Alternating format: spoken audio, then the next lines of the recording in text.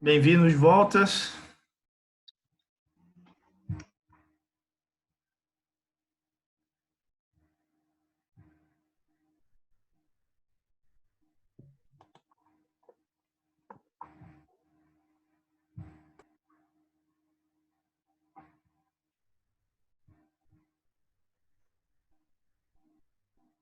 Vamos ver, 12 participantes. Já retomamos, tá, gente? Vamos ver só se entra mais gente.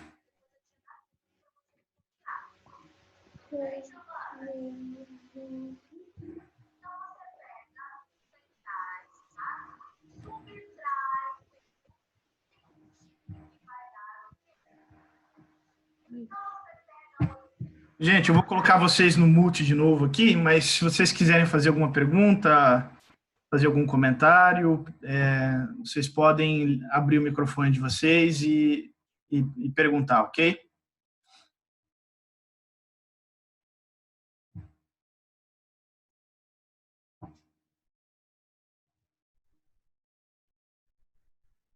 Beleza?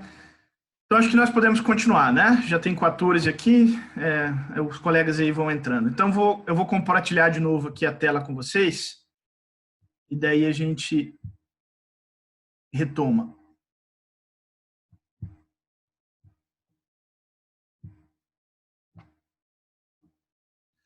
Beleza, então tá aí a tela de novo para vocês, espero que vocês já estejam vendo.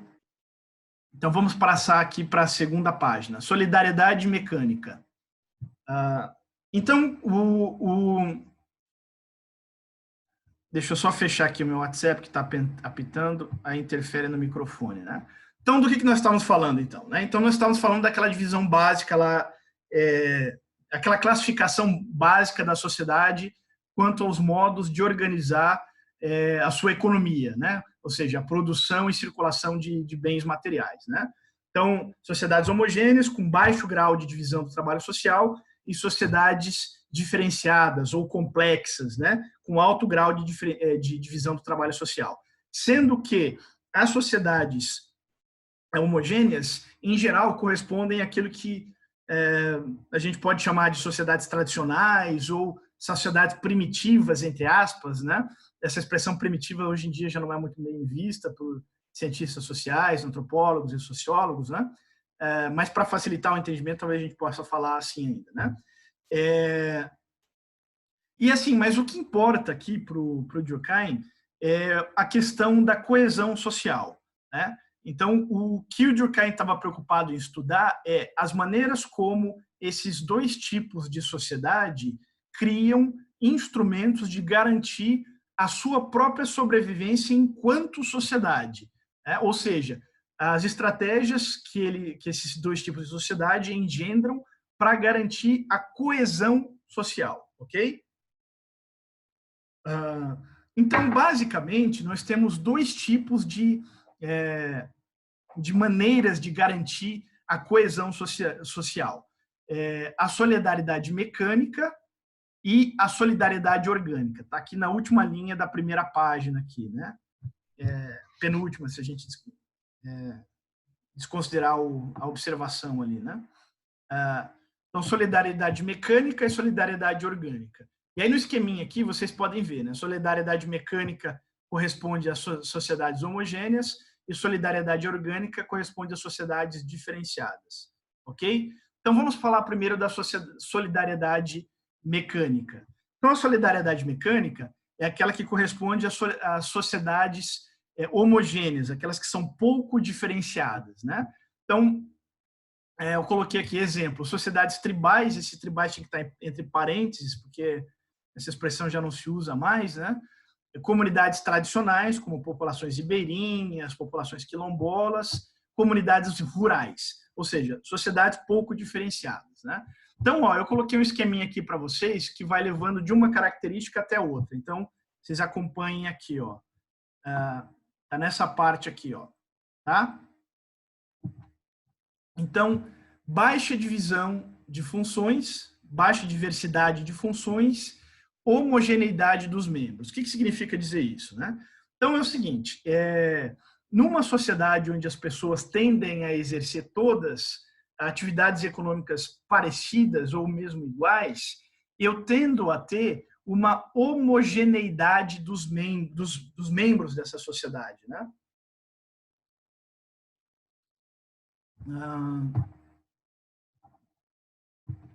Então, o que significa isso, né? Então, assim, numa sociedade, por exemplo, de agricultores, né? Então, numa cidadezinha pequena, num povoado lá com 10, 15 mil habitantes, onde todas as pessoas ali exercem atividade de agricultura, né? O que vai acontecer? A tendência é que os membros dessa cidadezinha, eles todos tendem a se homogeneizar, ou seja, eles tendem a ficar todos muito parecidos uns com os outros, sob o ponto de vista da mentalidade, dos hábitos, da maneira de ver o mundo e, consequentemente, dos valores que eles têm, né? A mesma coisa se a gente pensar numa comunidade de pescadores. Então, imagine ali uma comunidade de pescadores. Eu morei em Florianópolis uma época, né? E lá em Florianópolis ainda havia, sobretudo no sul da ilha, comunidades de pescadores, né? Então, você tem ali uma pequena comunidade de pescador. A Florianópolis é uma cidade grande, né? Vamos pensar numa comunidade ribeirinha que mora à beira da foz de um rio, lá no norte do Brasil, etc., né? Então, uma comunidade ali onde todo mundo é agricultor ou pescador. Então, todo mundo ali tem uma tendência a meio que se igualar em termos de, eu coloquei aqui, ó, visão de mundo, né? Então, baixa diversidade de funções, aqui.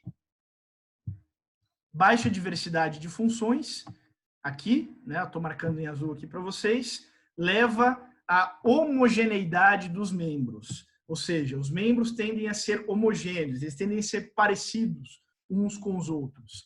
E essa homogeneidade dos membros os leva a ter uma mesma visão de mundo, né? Então, baixa diversidade de funções, homogeneidade dos membros, os membros tendem a ser mais ou menos parecidos uns com os outros, né? Porque eles exercem a mesma ocupação, então as suas atividades práticas são mesmas, sua maneira de ganhar a vida é a mesma, e isso faz com que eles acabem tendo uma mesma perspectiva em relação à sociedade. Eles acabam vendo o mundo da mesma forma, né?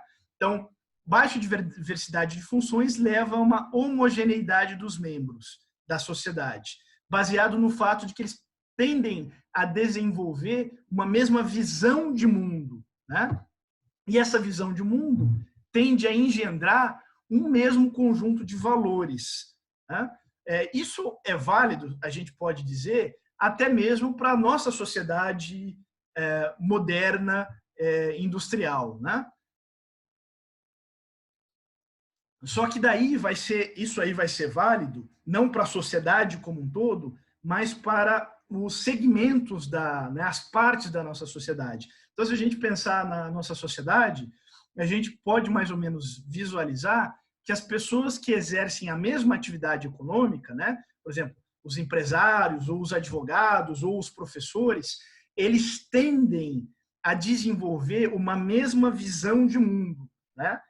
O fato de, digamos assim, ganhar a vida através de um mesmo tipo de atividade econômica faz com que essas pessoas tenham experiências de vida mais ou menos parecidas, né? e, consequentemente, desenvolvam uma visão de mundo, uma visão de sociedade mais ou menos parecidas, né? Só que daí a questão que na nossa sociedade moderna, essa semelhança de visão de mundo, ela vai mais ou menos se espraiar dentro de núcleos econômicos. Então, profissões, se vocês quiserem dizer, né? Então, os empresários têm uma tendência a ver o mundo de uma determinada forma, os professores têm uma tendência a ver o mundo de uma outra forma, né? Os, sei lá, trabalhadores da construção civil têm uma tendência a ver o mundo de uma outra forma, né? Numa sociedade tradicional, com baixa diferenciação do trabalho social, essas tendências de visão de mundo, elas aí acabam se espraiando para toda a sociedade. Por quê? Porque toda a sociedade exerce o mesmo tipo de atividade econômica, né? Então, numa sociedade onde todo mundo é agricultor, todos os membros da sociedade vão engendrar, vão desenvolver formas muito semelhantes de ver o mundo e, consequentemente, vão desenvolver valores muito parecidos uns com os outros, né? Então, e aí, como consequência disso tudo, como consequência de tudo isso que eu falei aqui, a gente tem um baixo desenvolvimento da individualidade, né? Bagunçou aqui na minha marcação de texto, peraí. Aqui, ó, né? Então, eu marquei em azul aqui para vocês. Baixa diversidade de funções leva à homogeneidade dos membros, que leva à mesma visão de mundo, que leva aos mesmos valores, mais ou menos, né? E que culmina no quê? Numa baixa individualidade, ok? Então, o que quer dizer com isso? Então, se eu sou um membro de uma sociedade onde todo mundo é muito parecido, né? Quando eu falo parecido, não fisicamente, né, gente? Parecido em termos de mentalidade, né? Eu acabo desenvolvendo uma baixa consciência da minha individualidade, né? Eu olho e vejo que todo mundo se comporta da maneira como eu me comporto, vê o mundo como eu vejo, tem os mesmos valores que eu tenho, tem as mesmas aspirações e ambições, então eu tendo a ter uma baixa consciência da minha própria individualidade, né? Ou seja, as características pessoais peculiares de cada indivíduo tendem a não ser proeminentes, elas tendem a não se desenvolver, né? Então, eu puxei daí a flechinha curvada aqui embaixo, ó, a baixa individualidade leva ao quê? A um predomínio da consciência coletiva, ok?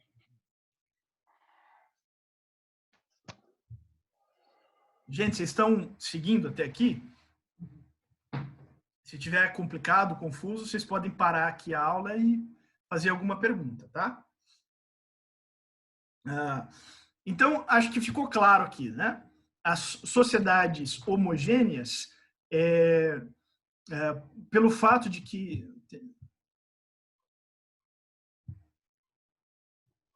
Desculpem. As sociedades homogêneas, pelo fato de que as pessoas tendem a exercer a mesma atividade econômica, elas tendem a criar indivíduos que são muito parecidos uns com os outros, sob o ponto de vista dos seus valores, da sua maneira de ver o mundo. E, como consequência, elas tendem a engendrar uma baixa consciência da própria individualidade. Ou seja, os indivíduos acabam sendo muito parecidos uns com os outros e aceitando esse predomínio, né, da coletividade sobre o indivíduo, né? Então, nós temos um predomínio da consciência coletiva, né? O que significa isso, o predomínio da consciência coletiva? Aquilo que é comum entre os indivíduos é o que prepondera sobre eles, né? Segundinho só, gente, que apareceu uma tela aqui. Pronto. Então, aquilo que é comum tende, dentro de cada indivíduo, vamos dizer assim, dentro da cabeça de cada indivíduo, aquilo que é comum entre um indivíduo e o resto é o que acaba sendo preponderante, não aquilo que os diferencia. Então, existe um predomínio da consciência coletiva, né? E aí, ó, eu coloquei uma definição aqui de consciência coletiva que eu tirei do próprio Durkheim, ok? Então tá aqui, ó, vou marcar aqui em azul para vocês, está no topo da tela aqui, tá? Então, consciência coletiva, um conjunto de crenças e sentimentos comuns à média dos membros de uma mesma sociedade, que forma um sistema determinado que possui vida própria, né? Então, essa definição de consciência coletiva, ela é do próprio Durkheim, está lá no livro A Divisão do Trabalho Social, e a referência completa vocês encontram lá no texto de referência que eu passei para vocês, tá? Então, o que acontece, né? Uma das consequências do predomínio da consciência coletiva está na última flechinha aqui que eu puxei, ó, aqui em cima. Tendência à repressão ao diferente. Né? O que quer dizer? O que eu quero dizer com isso? Não, as sociedades em que predomina a consciência, as sociedades homogêneas, em que os membros são todos muito iguaizinhos e que, por consequência, existe o predomínio da consciência coletiva, elas tendem a ser bastante intolerantes com a manifestação de individualidades exacerbadas, né? Então, o que eu quero dizer com isso? Então, numa sociedade homogênea, então as pessoas são todas, né, têm a tendência a serem todas muito parecidas, do ponto de vista da mentalidade, ok? Agora, vamos imaginar que, por algum motivo, né, surja dentro daquela sociedade ali um elemento que seja meio rebelde. Então, por mais que ele cresceu ali, mas por algum motivo ele tende a desenvolver uma individualidade muito proeminente, né? O que acontece? Normalmente, esse indivíduo, que tende a ser muito diferente dos outros, nesse tipo de sociedade, ele tende a ser duramente reprimido, né? Então, vamos dar um exemplo lá da sociedade rural, daquela cidadezinha lá de 10, 15 mil habitantes, onde todos os membros são agricultores, né? Então, todos os membros ali são agricultores, eles têm a tendência a ser todos ali cristãos, né? Uns católicos, outros protestantes, mas todos cristãos. Eles têm uma tendência a ter um código de moralidade, vamos dizer, sexual bastante restritivo, né? Bastante rígido e etc. Agora, vamos dizer que naquela sociedade ali, por algum motivo, um dos filhos de um daqueles agricultores ali decida, sei lá, virar punk, né? Então, ele vira punk. O que acontece com ele? A tendência é que a reação da coletividade a essa manifestação exacerbada de individualidade tende a ser bem pouco positiva, né? Ou seja, então, dentro dessa sociedade hipotética que a gente está falando, pequena, uma cidadezinha pequena, onde todo mundo é agricultor,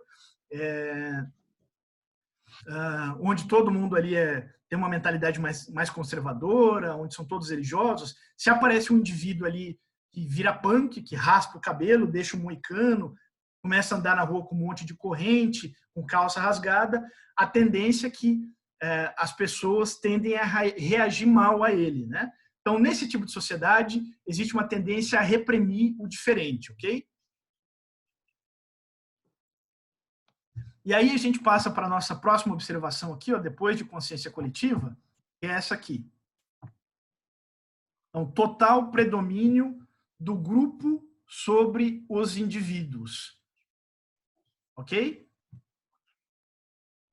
E o que causa a solidariedade social, o que causa a coesão social, o que garante que essa sociedade permaneça coesa, digamos assim, é o sentimento de pertencimento. Então, é a nossa última observação aqui dentro dessa parte. Aqui, ó.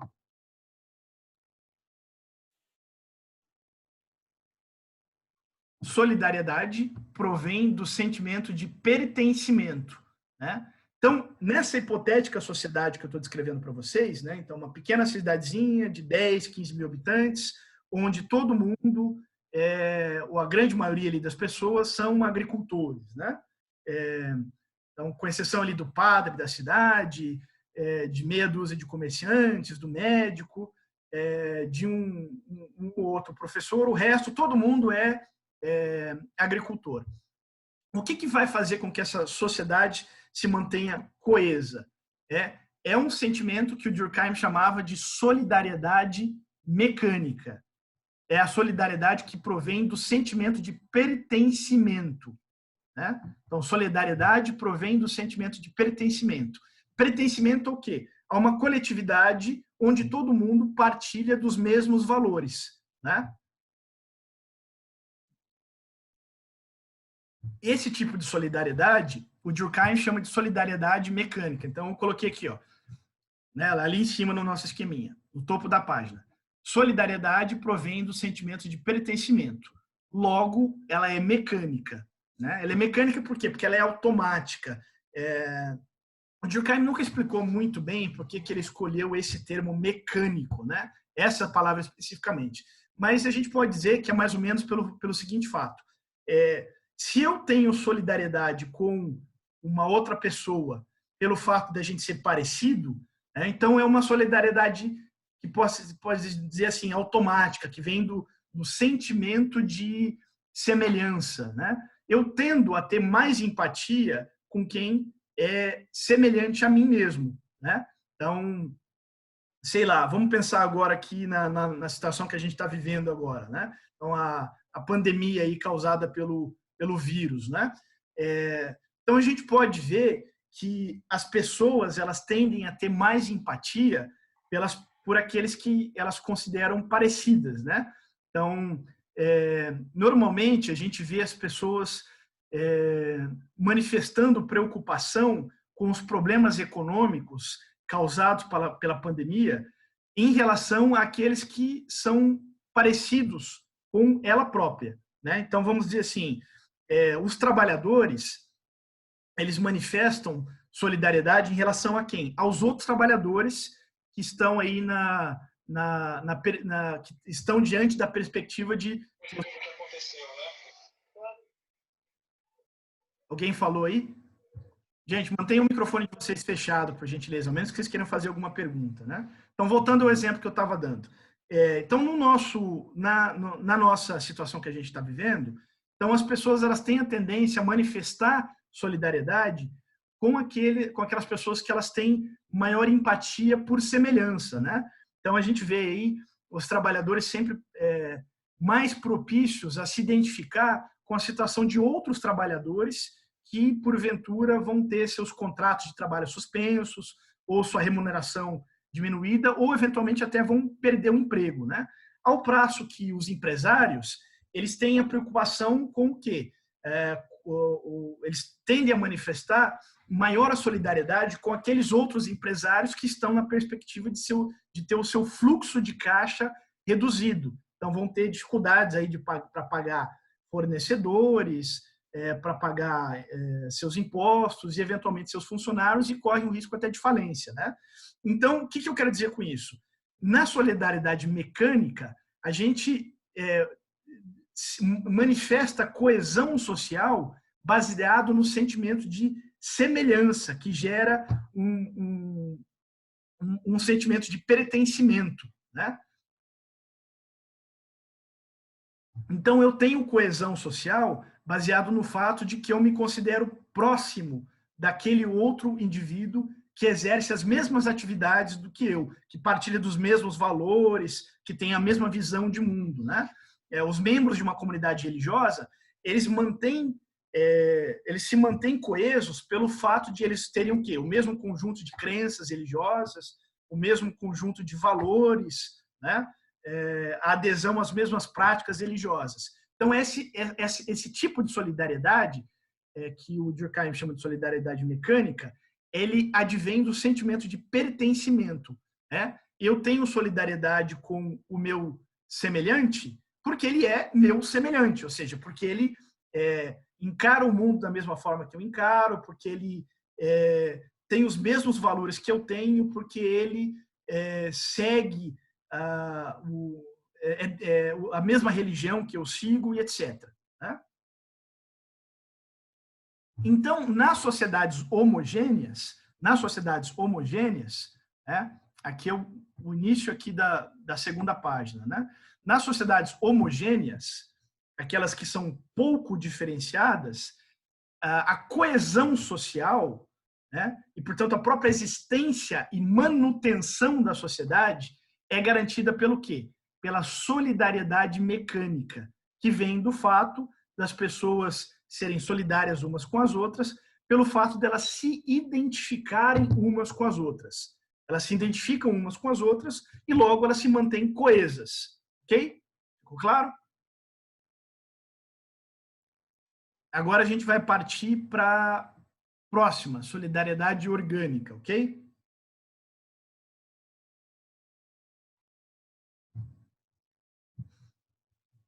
Então, solidariedade orgânica. A solidariedade orgânica, vamos voltar lá na primeira página do nosso PDF aqui, tá? Então, solidariedade orgânica, aqui, ó, na segunda parte aqui, né? Na metade da direita aqui da tela de vocês. Tá aqui embaixo, ó, vou marcar em azul aqui para vocês. Solidariedade orgânica. Ela é um tipo de estratégia de manutenção da coesão social que nasce, desculpem, do sentimento de interdependência, que por sua vez vem do alto grau de divisão do trabalho, que por sua vez é a característica das sociedades diferenciadas, ok? Então, só para localizar vocês, né? Então, voltando aqui para baixo. Então, solidariedade orgânica. Solidariedade orgânica, ela é própria da moderna sociedade industrial, né? Então, a solidariedade orgânica é o tipo de solidariedade que garante a coesão social nas modernas sociedades industriais. Ok, gente?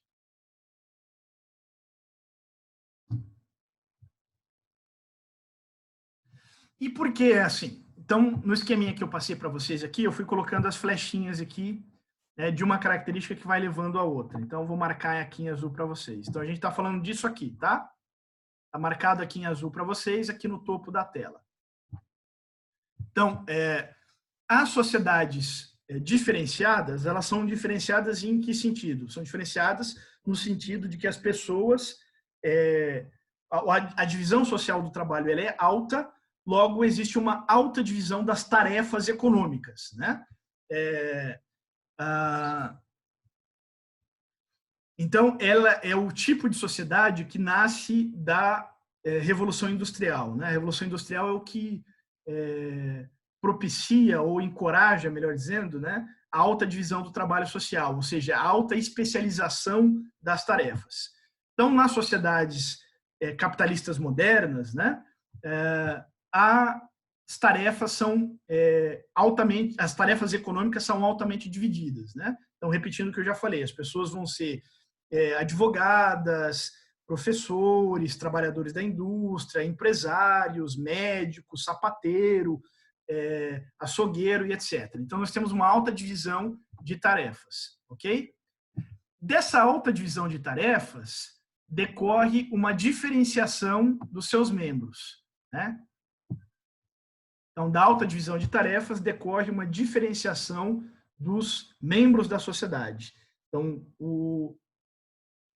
pelo fato mesmo das pessoas exercerem tarefas econômicas muito distintas, as pessoas tendem, nas sociedades capitalistas modernas, a se diferenciar umas das outras, né? Então, é aquilo que eu tinha falado já no tópico anterior. Se as pessoas exercem todas a mesma atividade econômica, elas tendem a ter experiências parecidas, experiências muito semelhantes, e elas tendem, como consequência, a desenvolver um mesmo tipo de visão de mundo. A partir do momento em que eu tenho o mesmo tipo de experiência que o meu vizinho, né, eu passo a desenvolver uma mesma visão de mundo que ele. Por um outro lado, se eu exerço uma atividade econômica diferente, então, portanto, a minha participação na sociedade, ela se dá de uma forma diferente, eu passo a ter experiências diferentes em relação ao meu vizinho, né? O que acontece? Eu tendo a desenvolver uma visão de mundo que é também diferente. Então, como consequência, né, dando aí exemplos, na nossa sociedade capitalista moderna, com alta divisão do trabalho social, Empresários têm uma tendência a desenvolver um tipo de visão de mundo, trabalhadores braçais um outro tipo de visão de mundo, professores um outro tipo de visão de mundo e por assim vai, né? Então, uma alta divisão do trabalho tende a engendrar visões de mundo diferentes e, portanto, valores diferentes, né? Então, visões de mundo diferentes aqui, né? Que leva a valores diferentes. E o desenvolvimento de valores diferentes tende a levar ao quê? A individualidades acentuadas, né? Então, nas sociedades modernas, a gente constata, né, que as individualidades são muito acentuadas, né? Existe, portanto, uma consciência maior da individualidade, ok? Então, se a gente pensar numa sociedade tradicional, né? Então, vamos voltar lá para a cidadezinha de 10, 15 mil habitantes, onde a imensa maioria das pessoas são agricultoras. Se a gente analisar, a gente tende a ver que nesse tipo de sociedade, como desse exemplo, as pessoas tendem a ser pouco diferenciadas umas em relação às outras, né? As individualidades são pouco proeminentes. Se a gente comparar, por exemplo, com uma cidade grande como Curitiba ou como São Paulo, a gente vê que nas grandes cidades as pessoas têm uma tendência, uma propensão a expressar suas individualidades de maneira muito mais forte. Então, as individualidades nas sociedades complexas, com alto grau de diferenciação social, tendem a ser muito proeminentes, né? E como consequência, nesse tipo de sociedade, existe o quê? Um enfraquecimento da consciência coletiva. Então, lá na sociedade tradicional, era o contrário. Na sociedade tradicional, havia um predomínio da consciência coletiva, né? Marquei ali em azul para vocês, ali no topo da tela. Aí, descendo aqui embaixo, nas sociedades modernas, com alta divisão do trabalho social, tende a haver o quê? Um enfraquecimento da consciência coletiva. E, como consequência do enfraquecimento da consciência coletiva, existe uma maior tolerância ao diferente. Pelo menos tendencialmente, né?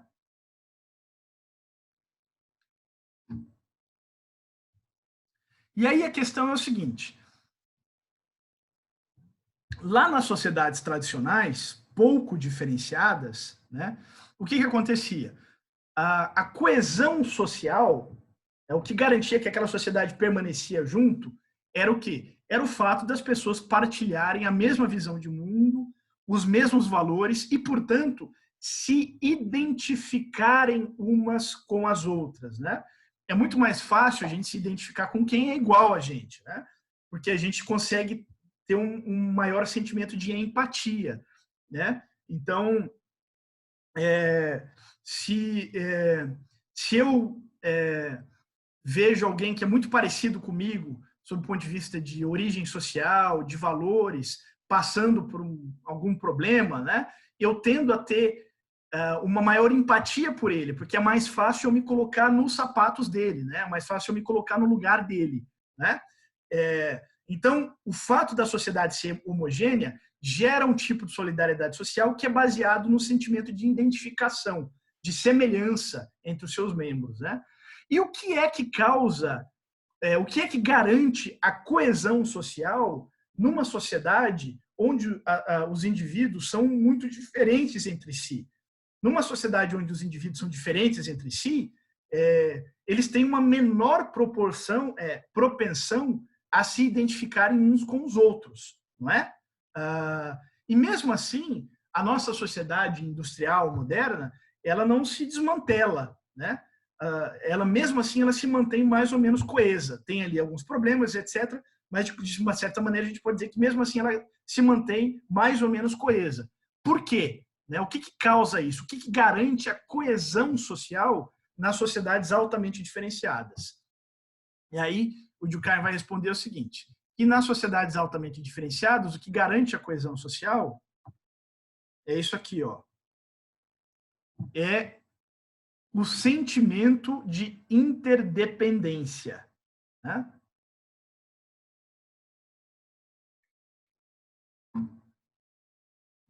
Então, na nossa sociedade, eu não me julgo, eu posso eventualmente não me julgar muito parecido com o restante dos membros da minha comunidade. E logo, eu não partilho dos mesmos valores que eles. Logo, eu tenho mais dificuldade de me identificar com eles, de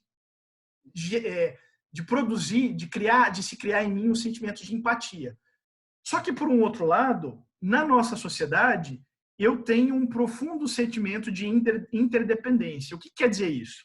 Então, lá nas sociedades primitivas, ou tradicionais, né, onde todo mundo é agricultor, vamos dizer assim, as pessoas elas dependem pouco umas das outras, sob o ponto de vista econômico, pelo menos, para sobreviver, né? Então, numa sociedade onde todo mundo exerce o mesmo tipo de atividade econômica, sob o ponto de vista meramente econômico, por que eu preciso do meu vizinho para sobreviver? Eu sou agricultor, o meu vizinho é agricultor também. Para que eu preciso dele? Do ponto de vista meramente econômico. Se ele produz o mesmo tipo de... Se ele exerce o mesmo tipo de atividade econômica que eu, né? Eu diria que até o contrário, ele compete comigo, né? Não só eu não preciso dele para sobreviver, só do ponto de vista econômico, como ele até compete comigo, né? Só que numa sociedade moderna, as atividades econômicas elas são extremamente especializadas e elas, justamente por isso, tendem a ser pouco autossuficientes, né? Então, se eu sou professor, né, bom, eu preciso comer. Então, eu preciso do agricultor, antes de tudo, que produz comida. Eu preciso do comerciante, que vai fazer a comida chegar até mim. Eu preciso também me vestir, então eu preciso do alfaiate, do sapateiro, que vai produzir sapato e roupa para mim. E eu preciso do médico, porque eventualmente eu vou ficar doente. Ou seja, a divisão do trabalho social ela faz com que as atividades econômicas elas já não sejam autossuficientes e que os indivíduos que as exercem precisem uns dos outros para sobreviver, né? Agora vejam que o que faz com que as pessoas desenvolvam um sentimento de interdependência, o que faz com que as pessoas desenvolvam uma solidariedade aqui, não é o mero fato da interdependência, né? O mero fato da interdependência é uma questão econômica. O Durkheim não está preocupado tanto com o lado econômico, ele está preocupado com o lado sociológico. O que é importante aqui para ele não é tanto o fato das pessoas serem interdependentes, mas o fato das pessoas perceberem que são interdependentes e desenvolverem um sentimento de interdependência, né? Então, na nossa sociedade moderna, o que garante a coesão social é o fato das pessoas perceberem que precisam, sob o ponto de vista econômico, umas das outras para sobreviver, né? E esse tipo de solidariedade, eu coloquei aqui, ó, marcando em azul aqui para vocês no topo, à direita da tela de vocês. Esse tipo de solidariedade, o Durkheim vai chamar de solidariedade orgânica, né? E aqui é muito fácil de entender por que ele adota esse nome. Por que ele adota esse nome? Porque nas sociedades industriais modernas, com alta divisão social, divisão do trabalho social, os indivíduos eles funcionam como se fossem órgãos de um organismo, né? Então, um organismo vivo, um organismo complexo pelo menos, né? Então, o corpo humano, por exemplo, ele precisa de um rim, de um pulmão, de um coração. O coração não sobrevive sozinho. O coração precisa do pulmão para ter oxigênio e precisa também do estômago para dirigir comida e do intestino delgado para absorver nutrientes e por assim vai, né? Então, o fato das pessoas perceberem que precisam umas das outras para sobreviver economicamente faz com que as pessoas desenvolvam um tipo de solidariedade que já não é mais baseado na identificação que elas têm umas com as outras, ou seja, no fato de elas serem semelhantes, mas sim uma solidariedade que é baseada na percepção da sua dependência do coletivo. Logo, as nossas sociedades, elas desenvolvem um tipo de solidariedade que o Durkheim chama de orgânica, porque ela, em alusão aí à ideia de órgãos de um organismo vivo, né? E aqui eu coloquei aqui como última observação dessa segunda página. Indivíduo se vê como órgão de um organismo. Ok? Gente, vamos encerrar aqui a nossa aula. Ah, bom, tem mais uma observação aqui. Está no comecinho da terceira página, né? Então, o eixo da moralidade passa da consciência coletiva para o indivíduo, né? Eu vou voltar a essa frase e daí vocês podem ver aqui que a gente não terminou o nosso PDF, né? Tem essa partezinha aqui ainda para falar. Então, gente, eu agradeço aí a audiência de vocês. Se vocês tiverem alguma dúvida, vocês podem se manifestar. Eu vou ter que encerrar, porque senão o aplicativo aqui vai encerrar automaticamente a nossa aula. Mas, como vocês sabem, eu estou sempre disponível aí no WhatsApp, né? Os representantes têm o meu número. Se vocês tiverem dúvidas, vocês podem entrar em contato comigo, tá? Esse PDF aqui eu mandei para os colegas, para os representantes, vocês devem ter recebido aí, e eu vou colocar também lá na nossa pasta no Google Drive, ok? E aí, gente, no finalzinho aqui, ó, desse PDF, tem uma recomendação de leitura, tá? Então, esse autor aqui, que está na nossa biblioteca virtual, Sociologia Clássica, Carlos Eduardo do Céu, as páginas estão aqui, ó, da 87 a 95, então é um pouquinho, né? E o link para acessar está aqui, a senha e o login vocês já têm. Se não tiverem, peçam aí para os representantes para entrar em contato com a coordenação. Então, obrigado pela audiência, a gente volta na próxima aula, qualquer dúvida eu estou aí para resolver. A gente continua aqui a sequência desse PDF na próxima aula, termina ele, daí depois entra no próximo, né? Eu vou encerrar, deixa eu encerrar aqui o compartilhamento.